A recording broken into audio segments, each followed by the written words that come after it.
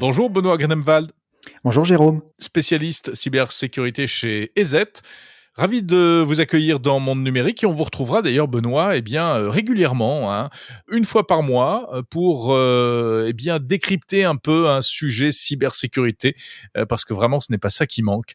Et donc cette semaine, on va parler de cette affaire assez incroyable en Ukraine, effet de la cyberguerre qui oppose la Russie à l'Ukraine. L'EDF ukrainienne a failli s'arrêter, l'Ukraine a failli être plongée dans le noir à cause d'un logiciel malveillant.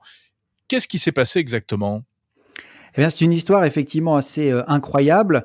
On a attribué cette attaque à un groupe d'attaquants, un mode opératoire comme on dit, qui s'appelle Sandworm.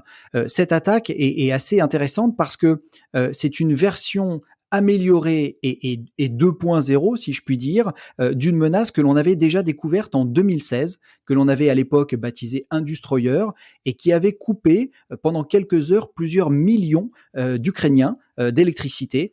Donc, on peut imaginer en plein mois de décembre 2016 à quel point les températures peuvent friser avec le zéro, voire être négatives.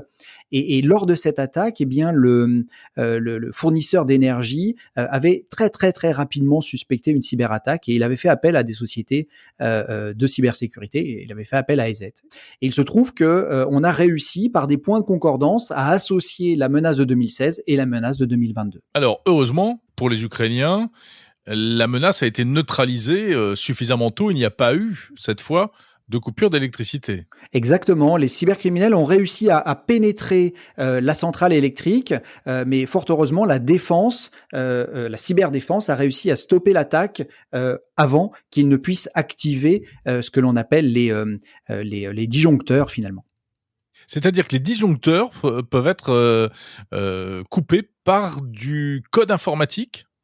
En fait, ils sont aujourd'hui pilotés par des logiciels, par des ordinateurs, et c'est ce que l'on appelle l'environnement industriel. Et cet environnement industriel, s'il y a encore quelques années, était principalement piloté par des humains, par des mains qui allaient activer ou pas des leviers. Eh bien, aujourd'hui, on fait tout cela depuis un centre de contrôle, et ce centre de contrôle, bien entendu, est géré par ordinateur. Benoît, quelle est la différence entre ce type de code malveillant et un virus que je peux ramasser sur mon ordinateur ? C'est la même chose ?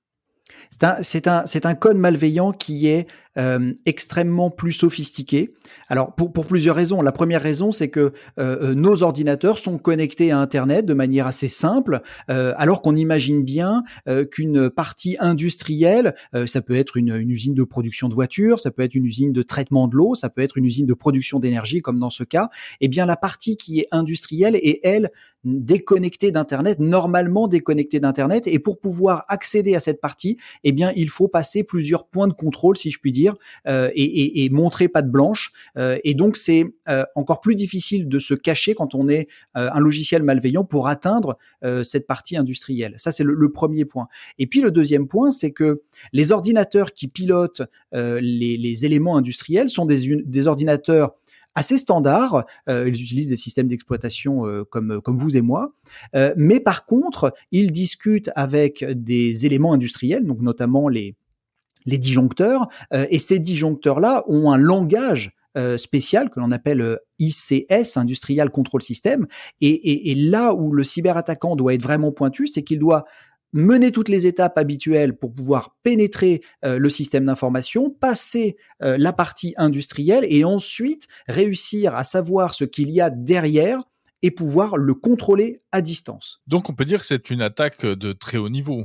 C'est une attaque de très très haut niveau qui peut être menée par assez peu de groupes d'attaquants à travers le monde.